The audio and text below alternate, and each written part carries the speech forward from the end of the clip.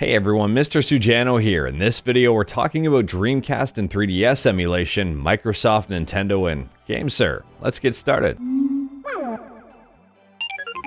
Alright, we'll kick things off here talking about Dreamcast emulation on RetroArch with Flycast. And this really isn't Dreamcast emulation. I probably should have thought that out a little bit better.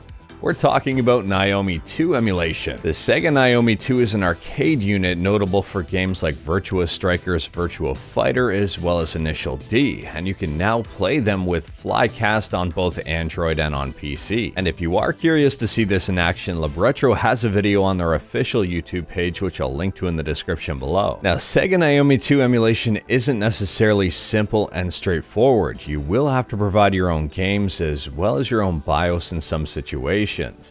If you want to know more about what games are supported, I'll drop a link to this in the description below as well, and you can check it out.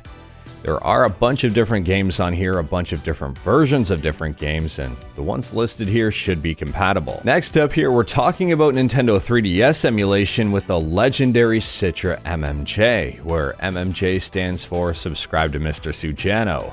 Citra MMJ is not available on the Google Play Store. It's a separate fork of Citra, and this one is geared towards performance. So if you're having issues with the official version of Citra that's available on the Google Play Store, you can always check out Citra MMJ or even Citra Enhanced. Now, for some reason, the changelog isn't available on GitHub, but it is available right on their blog, and that's what we've got here. It is translated from Chinese to English, so things might not be 100% correct. I will link to it in the description below in the event you want to check it out. It says here, Citra updated to implement a new shader cache which can be downloaded from GitHub when starting the game if it is connected. Now, there are only a few game caches on GitHub that I have tested. You can share the cache files .shader and .shader meta in the cache directory with me and put them on GitHub. Having a shader cache can alleviate the frame drop problem of the game very well at the cost of taking up more memory.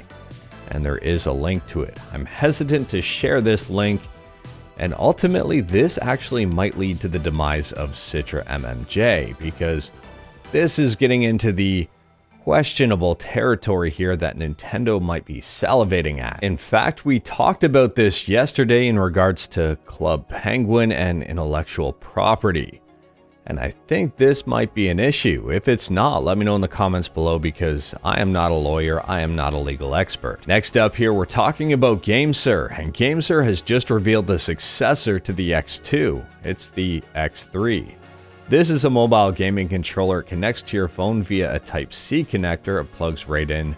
There shouldn't be any batteries in this, and this one offers a few more features than the X2 did. The back of the controller features a fan with built-in LEDs, and there is a cooling pad to help cool your phone down, and I can attest that their previous cooling pad works very well. I mean, I may or may not have reviewed it in a previous video, and I'm assuming it's probably the exact same technology. In addition to that, it appears that the joysticks, the D-pad, and the buttons are fully customizable, which will be a brand new feature. Now, one big red flag to me, and let me know in the comments below if I'm off base with this, but it's on Indiegogo, not on Kickstarter. On Indiegogo, the product doesn't need a working prototype in order to be listed.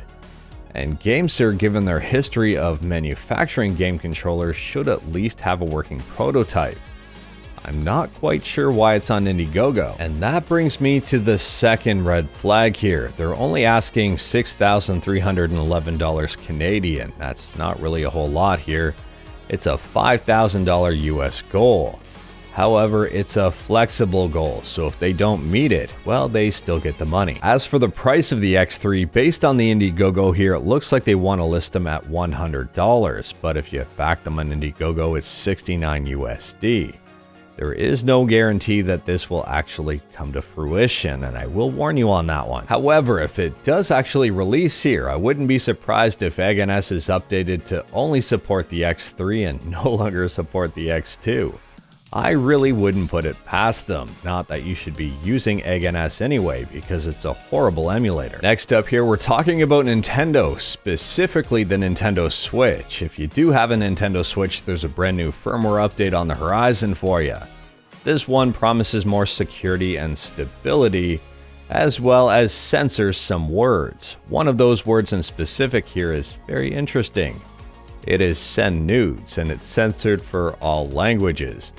I'm pretty certain here that this will be worked around pretty quickly. Last up here, we're talking about Microsoft. Now, Microsoft has done so many things that were right in terms of gaming, and it appears that they might be making a misstep here. They're considering in-game ads for free-to-play titles. Now, the part that I find incredibly interesting here is where they say initially Microsoft would not take a cut of the revenue developers raise with such ads, and would only allow ads from selected brands so as to ensure efforts don't disrupt the gameplay experience.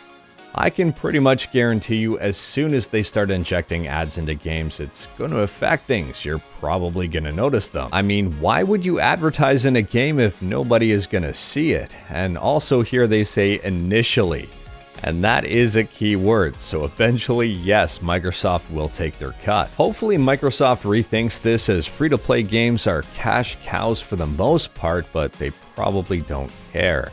Anyways, that is all I've got for you in this one. Straight to the point, all stuff and no fluff. Let me know your thoughts about anything we talked about today in the comments below. Whether it was RetroArch, Citra, GameSir, Microsoft, or Nintendo, let me know in the comments below. If you liked this video, leave a like. If you didn't like this video, leave a like. Hit that subscribe button, check out my other videos. Don't tempt fate, save your state.